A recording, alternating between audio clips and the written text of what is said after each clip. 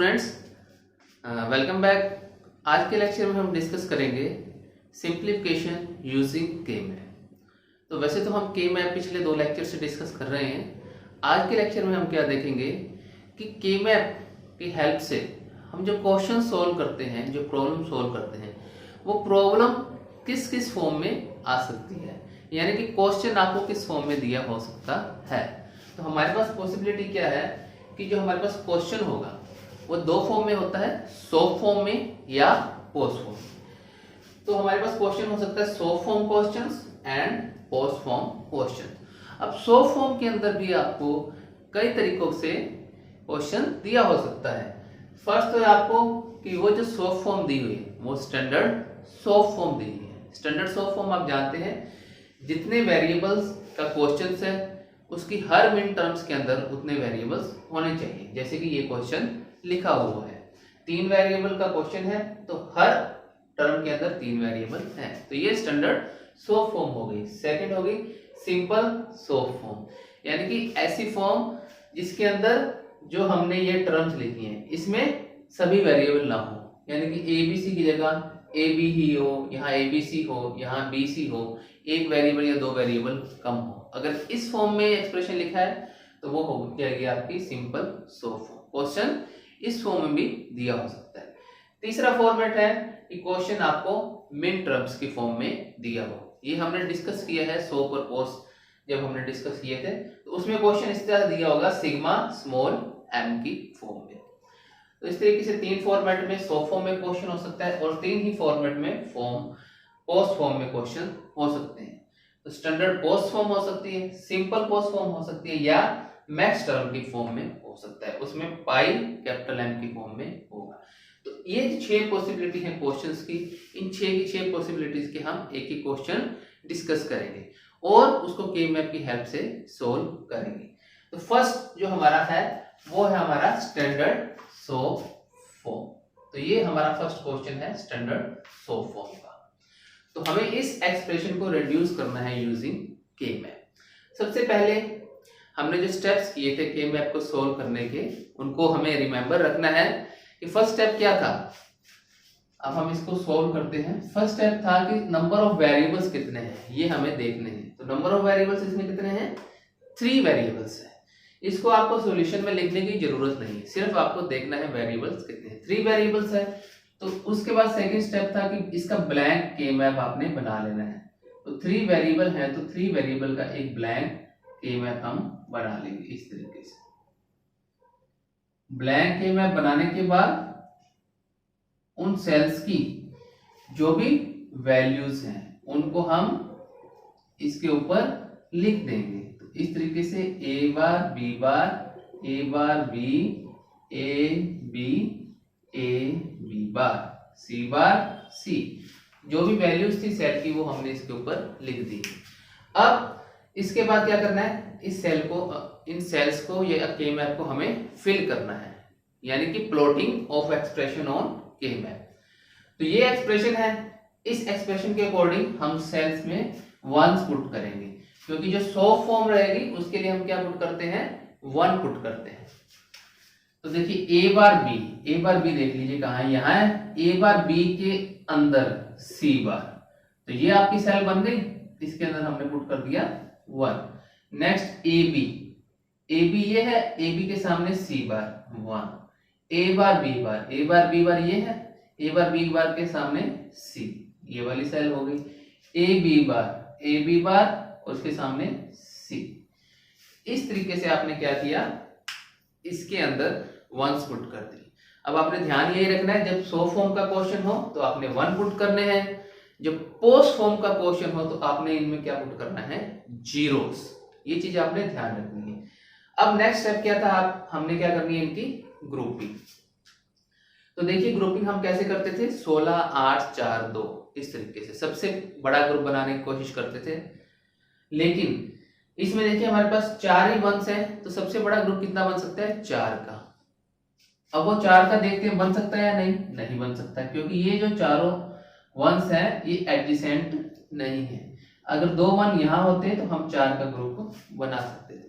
तो 4 के बाद पॉसिबिलिटी 2 की, तो हम इस 2 का ग्रुप बना देंगे। इन दो ग्रुप का ग्रुप बनाने के बाद हमारे पास 2 1 बच गए। इन 2 1 को देखेंगे कि ये एडजेसेंट सेल्स में है या नहीं है। तो क्योंकि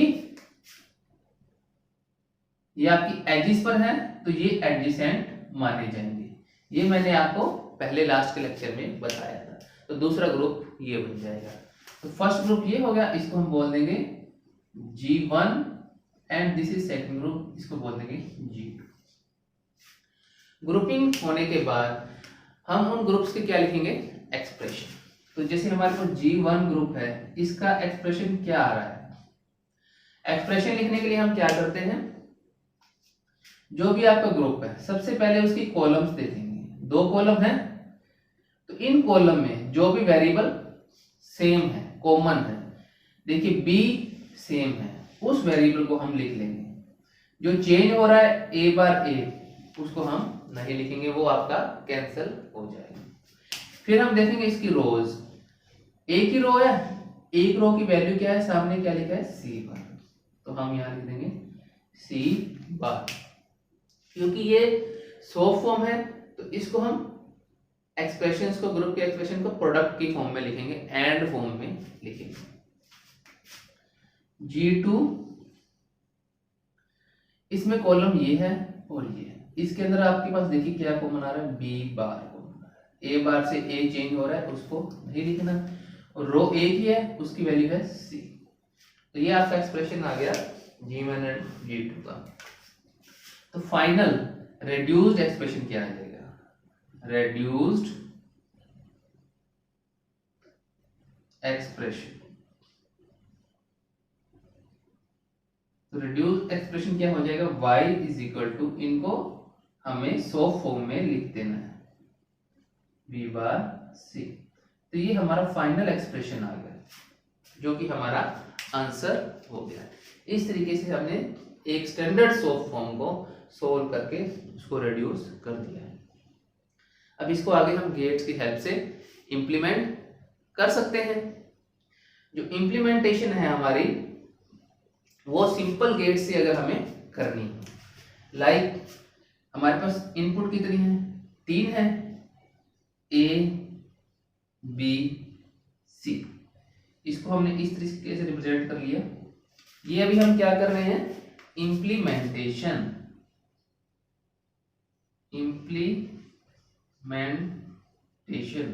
इंप्लीमेंटेशन का मीनिंग है डिजाइनिंग। तो 3 इनपुट है हमारे पास, तीनों इनपुट्स हमने लिख लिए। अब देखिए पहला क्या है एक्सप्रेशन आपका, बी सी बार, बी ले लिया आपने, सी का बार, सी का बार कैसे बनेगा, इसके आगे अगर हम नोट गेट लगा देंगे तो ये क्या बन जाएगा, सी बार। इनका हमें क्या करना है, एंड, इनके आगे हमने एक लगा दिया एंड गेट, तो ये आ गया आपके पास बी सी बार। क्लियर है। अब क्या करना है, बी बार सी, सी लेना है और बी का बार लेना है। तो यहां से आप सी ले लीजिए, ये सी आ गया, और बी का क्या करना है आपको, बार करना है। तो इस तरीके से कीजिए आप, बी को तो आप यहां लिख दीजिए और इसका बार ये हो जाएगा बी बार। देखिए बी तो यहां चला गया सीधा, बी सी बार, और बी का बार लिया, ये बी बार आ गया नोट गेट से। और इन दोनों को क्या कर देना है, फिर से एंड कर देना है। ये आ गया बी बार सी और ये बी सी बार था, दोनों को क्या करना है, ऐड करना है, तो वो हो जाएगा और। तो इस तरीके से ये एक्सप्रेशन आ जाएगा B C bar plus B bar सी। ये जो गेट्स की हेल्प से हमने डिजाइनिंग की है, इसको क्या बोलेंगे, इंप्लीमेंटेशन यूजिंग गेट्स। तो ये डिजाइनिंग है हमारी सिंपल गेट्स की हेल्प से। तो कोई भी एक्सप्रेशन हो उसकी आप डिजाइनिंग कर सकते हैं। इनको हम सिर्फ नैंड गेट से भी इंप्लीमेंट कर सकते हैं या सिर्फ नोर गेट से भी इंप्लीमेंट कर सकते हैं, वो हम बाद में देखेंगे। तो ये हमारा फर्स्ट क्वेश्चन हो गया स्टैंडर्ड सॉफ्ट फॉर्म का। अब नेक्स्ट क्वेश्चन लेते हैं हम, जो हमारी नेक्स्ट वैरायटी है उसका।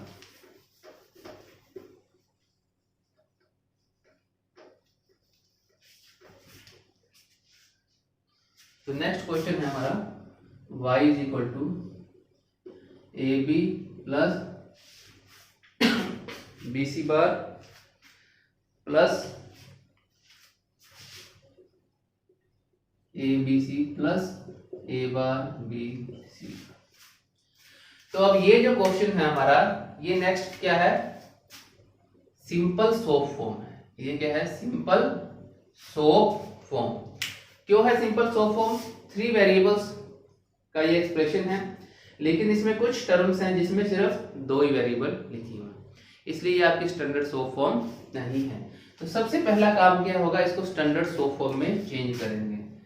Change into standard soap. वो कैसे होगा, y इज इक्वल टू जो भी एक्सप्रेशन आपका कम है, जिसमें वेरिएबल कम है, उसके साथ वो वेरिएबल अटैच करना है हमें। तो इसमें लिख देंगे हम c प्लस सी बार। c प्लस सी बार की वैल्यू कितनी होगी, 1। तो इसको 1 से मल्टीप्लाई करेंगे तो उससे कोई फर्क नहीं पड़ेगा। बी सी बार है, इसके साथ लिख देंगे a प्लस ए बार, और जो बाकी टर्म्स हैं वो सेम। अब इसको हम सोल्व कर लेंगे। यह आ जाएगा A B C plus A B C bar plus B C bar A, या ए को हम पहले लिख देते हैं, A B C bar plus A bar B C bar plus A B C plus A bar B C bar. अब इसमें जो टर्म रिपीट हो रही हैं उनको हम एक बार लिखेंगे, जैसे ए बी सी की 2 बार है, एक बार लिख दिया।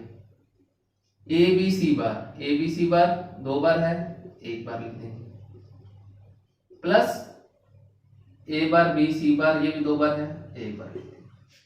तो ये हमारे पास क्या आ गया, स्टैंडर्ड सोप फॉर्म का एक्सप्रेशन आ गया।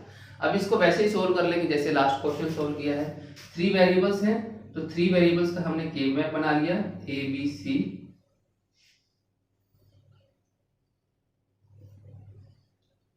वैल्यूज लिखते हैं 0 0 0 1 1 1 1 0, A bar B B A B bar C 0 1। A B C यहाँ 1 पुट कर दिया, ए बी सी बार यहाँ 1 पुट कर दिया, ए bar B C bar, A bar B और सी बार यहाँ 1 पुट कर दिया। तो ये आपकी प्लॉटिंग हो गई। इसके बाद क्या करेंगे, ग्रुपिंग। ये 2 का 1 का ग्रुप बन गया और ये ग्रुप बन गया, 2 ही ग्रुप बनेंगे। ये आपका G1 हो गया और ये आपका हो गया G2। इन दोनों का आप क्या लिख लेंगे, एक्सप्रेशन। G1 का एक्सप्रेशन हो जाएगा, कॉलम में क्या कॉमन है, B, रो में C बार। G2 का क्या हो जाएगा, कॉलम में क्या है AB, रो में कुछ भी कॉमन नहीं आएगा, C और C बार से चेंज हो रहा है, तो ये आपका कैंसिल हो जाएगा। तो फाइनल एक्सप्रेशन क्या आ जाएगा, AB प्लस BC बार। क्लियर है? तो ये आपका फाइनल एक्सप्रेशन हो जाएगा। इंप्लीमेंट गेट्स की हेल्प से करना है, जैसे लास्ट क्वेश्चन किया था। पहले आपका इन दोनों के बीच में एंड गेट लग जाएगा, C के पहले नॉट गेट लगेगा, फिर उनका एंड होगा, फिर सबका और हो जाएगा। तो इम्प्लीमेंटेशन अब हम अगले क्वेश्चंस की नहीं करके दिखाएंगे, वो आपको खुद ही कर लेनी है। हम यहां तक इसको सिर्फ सोल्व करेंगे। तो ये आपका नेक्स्ट जो पॉसिबिलिटी थी सिंपल सोप फॉर्म की, वो हो गई। तो ये 3 वेरिएबल्स के अंदर है, 4 वेरिएबल्स के अंदर भी हो सकता है, तो आपको उसको स्टैंडर्ड सोप फॉर्म के अंदर चेंज कर लेना है।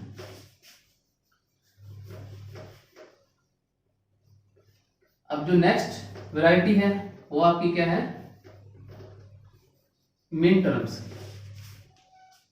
तो मिन टर्म्स के लिए एक क्वेश्चन हम ले लेते हैं।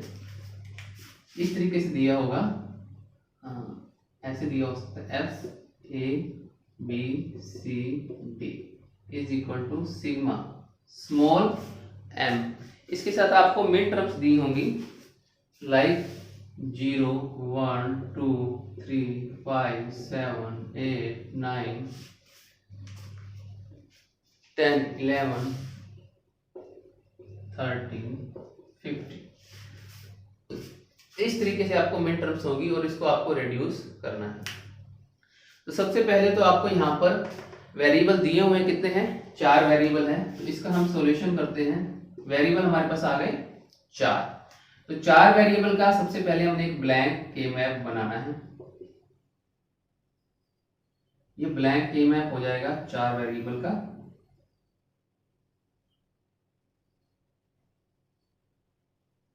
फिर यहां पर हमने वैल्यू लिख देनी है 0 0 0 1 1 1 1 0। ए बी की फॉर्म में A bar B bar, A bar B, A B, A B bar, यहाँ 0 0 0 1 1 1 1 0, C bar D bar, C bar D, C D, C D bar. Clear है। अब इसमें वैल्यू पुट करनी in terms of minterms, तो यहाँ counting ले लेंगे हम 0 1 2 3 4 5 6 7 8 9 10 11 12 13 14 15। अब यहाँ पर जो भी मिन टर्म्स दी हुई हैं उनमें क्या पुट करना है हमने 1, क्योंकि ये कौन सी फॉर्म चल रही है, 100 फॉर्म चल रही है, जिसको हमने मिन टर्म्स की फॉर्म में लिखा है। देखिए 0 1 2 3 5 7 8 9 10 11 13 15। तो ये आपका प्लॉटिंग हो जाएगी। अब प्लॉटिंग होने के बाद हमें क्या करनी है, ग्रुपिंग। ग्रुपिंग में क्या देखना है, ग्रुप देखना है सबसे बड़ा 16 का, फिर 8 का, 4 का, 2 का। 16 वंश इसमें है नहीं तो 16 का ग्रुप बन नहीं सकता। 8 का ग्रुप हम देखते हैं बन सकता है या नहीं बन सकता। तो हमारे पास 8 वंश एडजेसेंट में है, ये देखिए 1 2 3 4 5 6 7, ये सभी के सभी एडजेसेंट हैं, तो इनका एक ग्रुप बन जाएगा। क्लियर। तो ये फर्स्ट ग्रुप हो गया जिसको हम बोल देंगे G1। सेकंड देखिए, अब ये 2 और बच गई, ये बच गए। या तो हो सकता है हम इन चारों कॉर्नर्स का एक ग्रुप बना दें, तो ग्रुप कितने का बन जाएगा, 4 का। लेकिन ये हमारी पूरी एज इस पूरी एज के साथ अटैच्ड है, तो हम इन 4 वंश को ले सकते हैं और इन 4 वंश को ले सकते हैं, उनका इकट्ठा हम 8 वंश का ग्रुप बना सकते हैं। तो इस तरीके से हम ये और ये, तो हमने ग्रुप बड़ा बनाया है क्योंकि हमने पहले ही पढ़ा हुआ है कि जितना बड़े से बड़ा ग्रुप बन सकता है तो वो हमने कोशिश करनी है। तो 8 के आपके पास 2 ग्रुप बन गए, एक G1 है और एक G2 है। अब हम G1 का एक्सप्रेशन लिखें तो क्या आएगा, देखिए इसमें रोज कौन सी आ रही है, 1 2 3 4, सारी रो आ गई। अगर सारी की सारी रोज सॉरी कॉलम, सारी की सारी कॉलम इसमें इन्वॉल्व हो रही हैं, तो इसमें से कॉमन कुछ भी नहीं आएगा। आंसर क्या आएगा 1, क्योंकि यहां से यहां जा रहे हैं तो क्या कॉमन है, ए बार, यहां से यहां जा रहे हैं तो क्या कॉमन है, ए, फिर यहां से यहां जाएंगे दोनों में तो ए बार और ए वो भी कैंसिल हो जाएगा। तो इसमें सभी वेरिएबल्स कैंसिल हो जाएंगे ए बी, तो यहाँ पर क्या आएगा, कॉलम की तरफ से सिर्फ 1। रोज में देखेंगे, फिर रोज में क्या कॉमन है, दोनों रोज में डी कॉमन है, सी से सी बार चेंज हो रहा है, चेंज होने वाले टर्म को हमें नहीं लिखना, तो यहां सिर्फ क्या आ जाएगा, डी आ जाएगा। ओके, नेक्स्ट आपका है G2। G2 में देखिए कॉलम कौन सी है, कॉलम है ये दोनों, इसमें कॉमन क्या रहा है, B bar, B bar common है, वो लिख लिया हमने। अब रोज कौन सी इन्वॉल्व हो रही है, सारी की सारी रोज आ रही है। जब भी सारी रोज आए तो आपके पास कॉमन कुछ भी नहीं आएगा, आंसर क्या आएगा 1, तो बी बार इंटू 1, तो सिर्फ बी बार ही रह जाएगा। तो फाइनल एक्सप्रेशन क्या हो जाएगा आपका, y is equal to B bar plus D. ये आपका रिड्यूस्ड एक्सप्रेशन आ गया। तो देखिए के मैप में आपके पास कितने सारे मिन टर्म्स दी हुई थी, उनको सोल्व करने के बाद सिर्फ आपके पास ये छोटा सा एक्सप्रेशन बचा है, तो इसको आप फिर इंप्लीमेंट भी कर सकते हैं। क्लियर है चीज। अब हम जब ये चीज डिस्कस कर रहे हैं तो इसमें आपको एक चीज मैं और बताना चाहूंगा यहां पर, वो क्या है, reduced variables in grouping। हम जब ग्रुपिंग कर रहे हैं तो हम कितने वेरिएबल्स को रिड्यूस कर पा रहे हैं। इसके ऊपर कभी शॉर्ट क्वेश्चंस आते हैं, कॉम्पिटिटिव एग्जाम में भी क्वेश्चन आ सकते हैं, इंटरव्यू में भी क्वेश्चन पूछते हैं। तो उसमें क्या है कि जो ग्रुप है एंड जो हमारा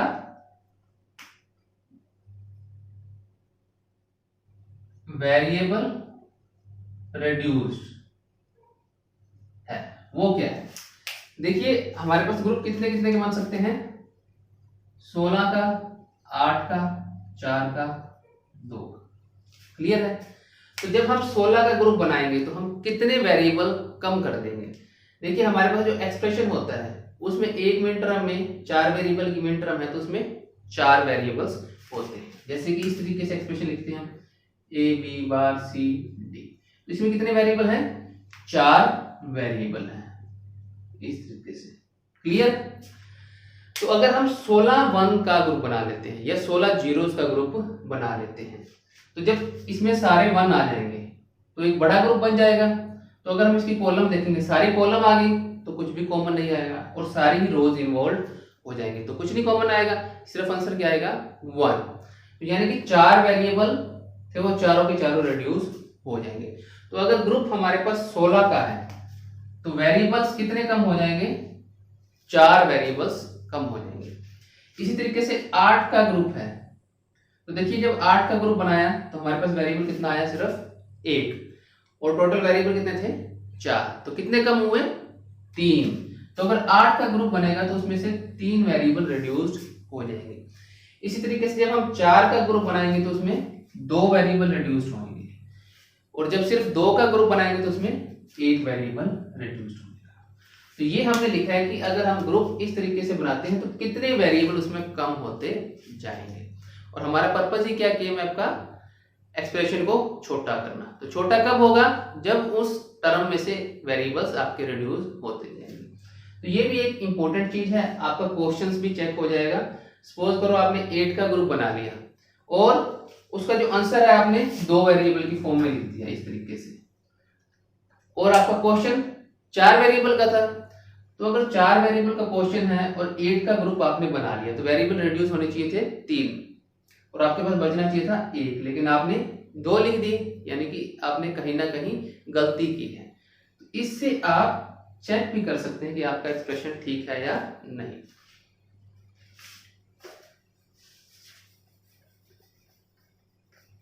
तो अब नेक्स्ट हम करेंगे पोस्ट फॉर्म के लिए।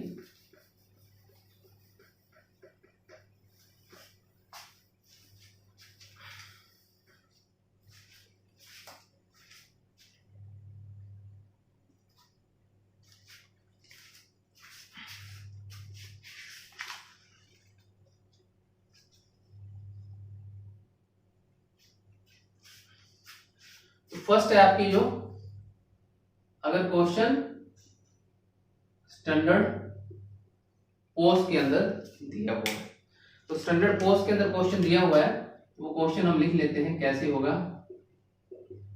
सपोज करो ऐसे है function f a b c d और वैल्यूज हमें दी हुई है इस तरीके से a plus b plus c bar plus d, a plus b bar plus c bar d and a bar plus b bar plus c bar plus d and a bar plus b plus c bar plus d, ये सारे multiply में है।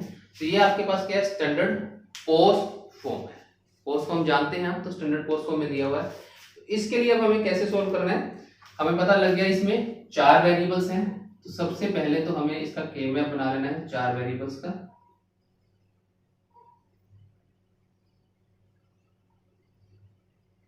ये हमने के map बना लिया इसका। यहाँ वो सेम लिखना है ए बी सी डी 0 0 0 1 1 1 0 0 0 0 1 1 1 1 0। अब जब आपने पोस्ट फॉर्म लिखनी है तो पोस्ट फॉर्म में जो 0 है वो किससे रिप्रेजेंट होगी, ए से, या 0 रिप्रेजेंट होगी बी से। 1 के लिए बार यूज करना है, ये आपने ध्यान रखना है पोस्ट फॉर्म के अंदर। नहीं तो आपका ये क्वेश्चन गलत हो जाएगा। ये हो जाएगा A B bar, A bar B bar, A bar B. इसके लिए C D bar, C bar D bar, C bar D. ये चीज आपने ध्यान रखनी, जहां 1 है वहां बार और जहां 0 है वहां बार नहीं आएगा। अगेन अब ये देख लीजिए A plus B C bar D, A B यहां है और सी बार और डी, तो ये आपका बॉक्स बन जाएगा A plus B plus C bar plus D बार। तो यहां पुट कर देंगे 0। अब पोस्ट के लिए हमने क्या वैल्यू पुट करनी है, 0।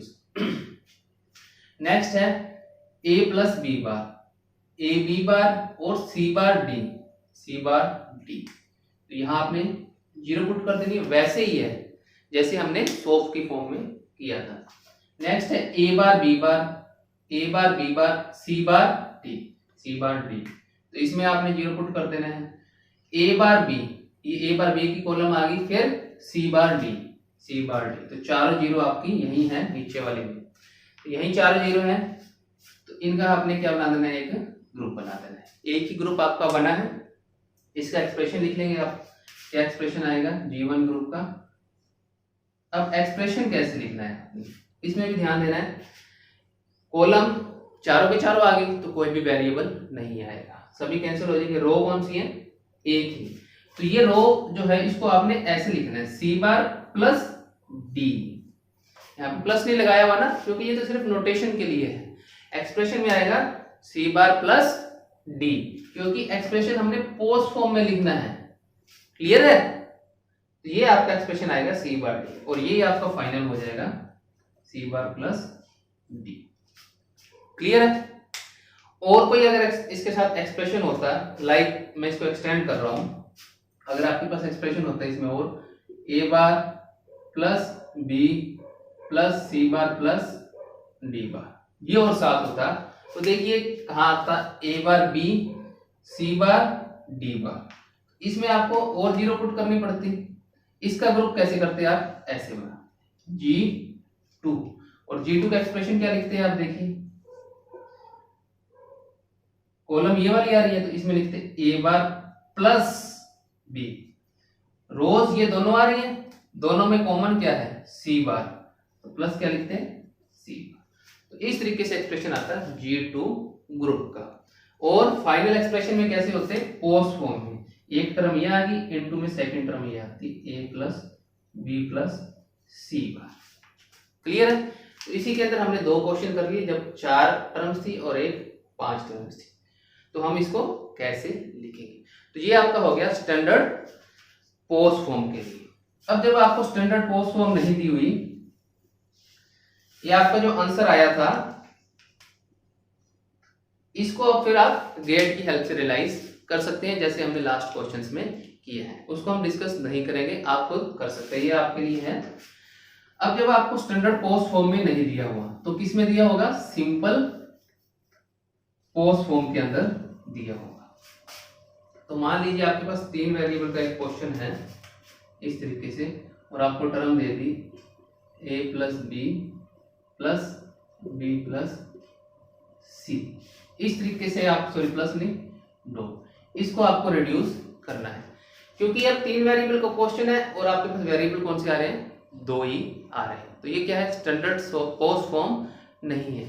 तो इसको स्टैंडर्ड पोस्ट फॉर्म में चेंज कैसे करेंगे, ऐसे a प्लस बी प्लस, कौन सा वेरिएबल, ये c नहीं है तो उसको सी बार, सी बार की वैल्यू जी क्या आएगी, 0, कोई फर्क नहीं पड़ेगा। इसमें कौन सा नहीं है, a नहीं है, तो इसको लिख देंगे a बार। इस तरीके से इसको हम स्टैंडर्ड पोस्ट फॉर्म में चेंज कर देंगे, स्टैंडर्ड पोस्ट। तो क्या आ जाएगा, ये देखिए a plus B plus C, a plus B plus C bar. ठीक है, ये फार्मूला आपको याद होगा, ये इसके साथ प्लस हो जाएगा सी के साथ, फिर सी बार के साथ प्लस हो जाएगा, और next b plus C plus a आ जाएगा, और b plus C plus a bar आ जाएगा। अब इसमें जो सेम टर्म्स हैं उसको हम एक बार लिखेंगे, a plus B plus C, b plus C plus a, ये सेम टर्म है। तो फाइनल एक्सप्रेशन हो जाएगा a plus B plus C, A plus B plus C bar and A bar plus B plus C. Clear है? तो ये आपके पास standard so form आ गई। वेरिएबल्स कितने हैं? 3, तो इसका हम एक ब्लैंक के मैप बना लेंगे। ये हमारे पास ब्लैंक के मैप हो गया। वैल्यूज क्या हो जाएंगी? 0 0 0 1 1 1 1 0 1, और लिखेंगे क्या इसके लिए? सी सी बार। यहां लिखेंगे A B bar A bar B bar A bar B. 1 के लिए बार, 0 के लिए स्ट्रेट। अब a plus B plus C, A plus B plus C, A B C यहां आएगा, यहां पुट कर दी 0। ए B C bar, A B C bar, यहां 0 पुट कर दी। नेक्स्ट ए बार बी कहाँ है? यहाँ ए बार बी, ये कॉलम आ गई, और पुट क्या करना है? नेक्स्ट सी, ये आपकी 0। तो 3 0 आपकी आ गई। ग्रुपिंग क्या हो जाएगी? ये दो एडिशेंट है, इनकी ग्रुपिंग होगी। ये दोनों एजिस पे हैं, इनकी ग्रुपिंग हो जाएगी। 2 ग्रुप हो गए आपके, first G1, second G2। Expression क्या आ जाएगा? G1 इक्वल टू, कॉलम कौन सी आ रही है? A plus B, okay. G2, ये आपने ध्यान रखना है, पोस्ट फॉर्म में चल रहे हैं क्या? सोप फॉर्म में। पोस्ट फॉर्म में प्लस की फॉर्म में लिखेंगे। अब ये आ गया आपका कॉलम है आपकी ये वाली ए बार बी और ए बी, कॉमन क्या आ रहा है इसमें? बी, प्लस इसमें क्या है यहाँ पर? सी। तो ये आपका एक्सप्रेशन आ गया, और फाइनल एक्सप्रेशन क्या हो जाएगा? A plus B into B plus C. तो पोस्ट फॉर्म में हमारी जो लास्ट पॉसिबिलिटी है वो क्या है कि क्वेश्चन हमारे पास मैक्स टर्म की फॉर्म्स में आ सकता है। जैसे कि हमने ये क्वेश्चन लिख लिया है, रेड्यूस द एक्सप्रेशन यूजिंग के मैप। तो क्वेश्चन हमारे पास हो सकता है इस तरीके से, f हमारे पास एक फंक्शन हो गया जिसमें 4 वेरिएबल्स हैं a b c d, और हमने इस तरीके से दिया पाई m 0 2 3 6 7 11 12 15। तो ये हमारे पास क्या है? ये हमारे पास है मैक्स टर्म्स। ये हमारे पास मैक्स टर्म्स हैं। तो मैक्स टर्म्स की फॉर्म में हमने क्वेश्चन लिख लिया है। सो पर पोस्ट फॉर्म में हमने ये पढ़ा हुआ है। तो सबसे पहले हम देखेंगे इसमें वेरिएबल कितने हैं। जैसे कि हमें पता लग रहा है इसमें 4 वेरिएबल्स हैं, तो हम 4 वेरिएबल्स का एक के मैप बना लेंगे। यहां पर हम लिख देंगे ए बी सी डी, और 4 वेरिएबल का एक बन जाएगा के मैप। तो इस तरीके से हम 4 वेरिएबल का के मैप बना रहे हैं।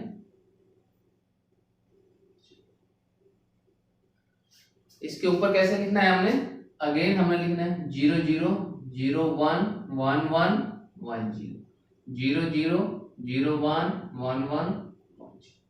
अभी जैसे पोस्ट के लिए हमने लिखा था, यहां क्या लिखेंगे? ए बी, 0 के लिए A, 0 के लिए B, फिर 0 के लिए A, 1 के लिए बार, A bar B bar A bar B। इसी तरीके से यहाँ सी डी बार, 1 के लिए बार, C बार D बार C बार D। तो ये हमने ब्लैंक के मैप बना लिया। फिर इसके बाद हम यहाँ क्या लिख देंगे? काउंटिंग, ताकि हमें मैक्स टर्म भरने में आसानी हो। 0 1 2 3 4 5 6 7 8 9 10 11 12 13 14 15। तो ये हमने काउंटिंग यहाँ फिल कर ली। इसके बाद हमने अब इसमें क्या फिल करने हैं? जीरोस, क्योंकि ये स्टैंडर्ड पोस्ट फॉर्म है मैक्स टर्म की फॉर्म में। तो जहां जहां हमें मैक्स टर्म्स दी हुई है वहां हमने क्या फिल कर लेना है? 0। तो 0 यहां आ जाएगी, फिर 2 में 0, फिर 3 में 0, फिर 6 में 0, 7 में 0, 11 में 0, 12 में 0 एंड 15 में 0। तो इस तरीके से ये हमारे क्या होगी? Plotting of expression on the के मैप। प्लॉट कर लिया हमने। अब इसके बाद करनी है हमने ग्रुपिंग। तो ग्रुपिंग में देखिए, सबसे पहले मैक्सिमम जीरोस हमारे पास कितनी है? 8 जीरो है। तो सबसे बड़ा ग्रुप जो हमारे पास बन सकता है 8 जीरोस का बन सकता है, लेकिन ये सारे जीरो एडजेसेंट नहीं है, तो 8 का ग्रुप नहीं बनेगा। फिर उससे छोटा किसका देखेंगे हम? 4 का। तो ये 4 जीरो एडजेसेंट है, तो एक ग्रुप हम ये बना सकते हैं। इसको हमने नाम दे दिया G1। अब देखिए कौन कौन सी जीरो बच गई, ये 2 जीरो बच गई। ये 2 जीरो को हम अगर इनके साथ ग्रुप बना दें तो 4 का एक ग्रुप और बन जाएगा, तो ये हम 4 का और ग्रुप बना दें तो ये हमारा हो गया G2।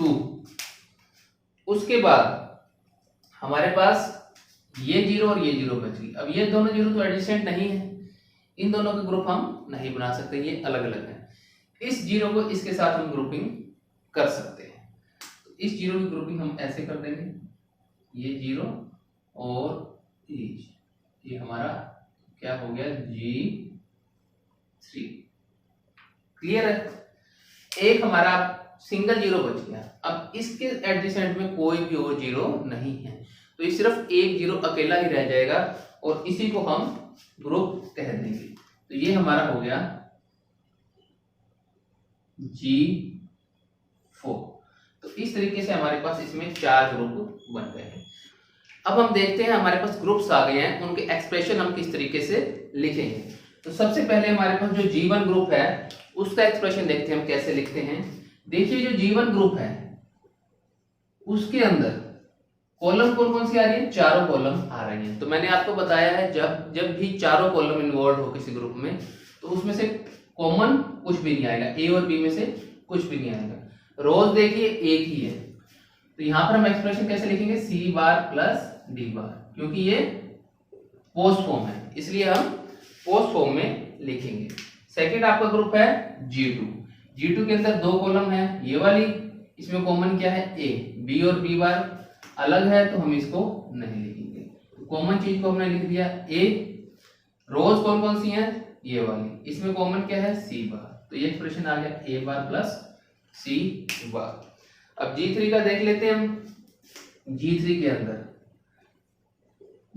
अंदर कॉलम एक ही है तो उसको एस्टेरिस्क लिख देंगे हम ए प्लस बी, और रोज 2 है, इसमें कॉमन क्या आ रहा है डी, तो प्लस डी।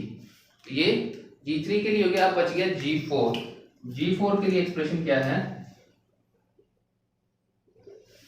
देखिए ये कॉलम है ए बार प्लस बी बार और रो कौन सी है सी प्लस डी, तो ये एक्सप्रेशन हो गया आपका G4 के लिए।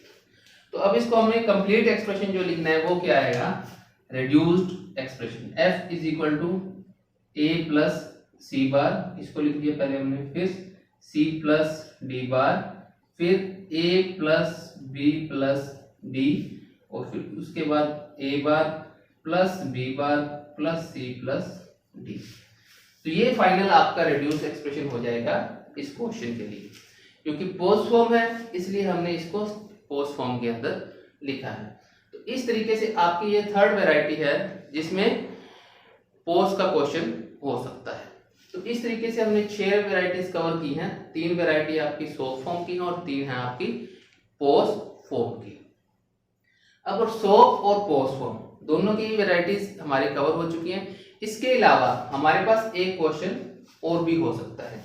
वो क्वेश्चन क्या है कि अगर हमें क्वेश्चन ट्रुथ टेबल के अंदर दिया हुआ है तो उसको हमें के मैप से सोल्व करना है, तो वो एक वैरायटी और है, उसको भी हम देख लेते हैं। तो ट्रुथ टेबल की फॉर्म में क्वेश्चन हमारे पास तब होता है जब हमने डिजाइनिंग करनी होती है। तो सपोज फॉर हमारे पास क्वेश्चन है ये, reduce following truth table using K-map। Truth table दिया है उसको K-map की हेल्प से रिड्यूस करना है। ट्रूथ टेबल क्या है, यहाँ लिख लेते हैं हम A B C and Y, ये हमारे पास ट्रूथ टेबल है। वैल्यूज क्या है 0 0 0 0 0 1 0 1 0 0 1 1 1 0 0 1 0 1, ये हमारे पास इसकी वैल्यू होगी। आउटपुट हमारे पास सपोज करो इस तरीके से 0 1 1 0 0 1 1, तो ये हमारे पास आउटपुट है। अब इसको हम सोप और पोस्ट दोनों फॉर्म से सोल्व कर सकते हैं। हम सोप ही लेके चलेंगे इसको। तो सबसे पहले तो हम देखिए इसके अंदर वेरिएबल्स कितने हैं, 3 वेरिएबल्स है हमारे पास A B C। तो तो 3 वेरिएबल का हम के मैप बना लेते हैं। सबसे पहले तो A B C, ये हमने 3 वेरिएबल का के मैप बना लिया। यहाँ वैल्यू लिख दी 0 0 0 1 1 0 1 1, sorry 1 1 1 0 0 1, C bar C, A bar B bar, A bar B, A B A B। तो ये वैल्यू लिखते टाइम आपने ध्यान रखना है आप सॉ फॉर्म कर रहे हैं या पोस्ट फॉर्म कर रहे हैं। हम अब क्या कर रहे हैं, SOP form, sum of product form. Counting लिख लेंगे हम यहाँ पर। ये काउंटिंग लिखने की हमें जरूरत भी नहीं है क्योंकि डायरेक्ट हमारे पास वैल्यूज हैं। अब आप देखिए 0 0 0 की वैल्यू क्या है, 0। हमें कौन सी वैल्यू देखनी है, 1 वाली। जितने भी 1 है उनको देखना है। तो फर्स्ट वन देखो कहाँ है, 0 0 1। ए और बी की वैल्यू 0 और सी की वैल्यू 1, तो ये हो गई 0 0 1, इसमें 1 पुट कर दिया। नेक्स्ट 0 1 0 0 1 0, यहाँ आ जाएगा 1। नेक्स्ट वन क्या है, 1 0 1 1 0 1 1 0 1, यहाँ आ गया। नेक्स्ट है 1 1 0 1 1 0, ए बी की वैल्यू 1 1 और सी की 0। नेक्स्ट है 1 1 1, यहाँ। तो ये आपके हमने वंस पुट कर दी। अब क्या कर देंगे, इनकी ग्रुपिंग। तो ग्रुपिंग कैसी होगी, ये देखिए ये 2 वंस की ग्रुपिंग हो गई, फिर इन 2 वंस की ग्रुपिंग हो गई। अब हमारे पास बच गया एक 1, इसकी ग्रुपिंग हम कैसे कर सकते हैं, साइड में, क्योंकि ये जो हमारे एज वाले हैं ये एडजेसेंट है। 3 ग्रुप हो गए हैं हमारे पास। तीनों के नाम हम इस तरीके से दे देते हैं। ये हमारा सपोज करो G1 है, this is G2 and this is G3। इन तीनों के एक्सप्रेशन लिख लेंगे हम। एक्सप्रेशन क्या क्या हो जाएंगे, G1 का देखो कॉलम कौन कौन से हैं, ये 2, इनमें से कॉमन क्या आ रहा है, B। रो एक ही है, BC बार। G2 कॉलम ये है, कॉमन आ रहा है A, इन दोनों में से कॉमन आ रहा है A, रो C। G3 ये और ये, इन दोनों कॉलम में कॉमन क्या आ रहा है, B बार और रो C। तो फाइनल एक्सप्रेशन क्या हो जाएगा, y की फॉर्म में लिखना है, y is equal to AC plus BC bar plus B bar C। ये हमारा फाइनल रिड्यूस एक्सप्रेशन आ जाएगा इस ट्रुथ टेबल के लिए। तो इस ट्रुथ टेबल के लिए जब एक्सप्रेशन निकाल लिया हम, और फिर हम गेट्स की हेल्प से इसका डिजाइनिंग भी कर सकते हैं, इसको इम्प्लीमेंट भी कर सकते हैं। तो इस क्वेश्चन में हमने क्या देखा, हमें इस टेबल को रिड्यूस करना था यूजिंग के मैप। तो हम इस के मैप को रिड्यूस किया है जब, तो इसमें हम क्या लेके चले, सोप फॉर्म। ये सबसे बड़ी बात है जो हमने ध्यान रखनी है कि सोप फॉर्म की हेल्प से हम इसको रिड्यूस कर रहे हैं। आप पोस्ट फॉर्म की हेल्प से भी रिड्यूस कर सकते हैं। उसमें आउटपुट्स आप क्या लोगे, 0। तो 3 जगह 0 है, तो यहाँ पर हमें 3 ही जीरोस पुट करनी पड़ती है, और जो के मैप बनता है वो भी पोस्ट फॉर्म का बनता। तो अगर आप सोप फॉर्म लेके चले हैं तो 1 पुट कीजिए, और अगर पोस्ट फॉर्म लेके चल रहे हैं तो 0 पुट कीजिए। तो इस तरीके से हमने सभी क्वेश्चंस की वैरायटी को कवर कर लिया है। 3 forms are of SOP and 3 forms are of POS and 1 form of truth table. तो ये हमारी जितनी भी वैरायटीज पॉसिबिलिटी हो सकती हैं के मैप के क्वेश्चंस की, वो हमने कवर की हैं। अब आप इन क्वेश्चंस की प्रैक्टिस कीजिए, तभी आपको ये अच्छे से समझ में आएंगे। Thank you.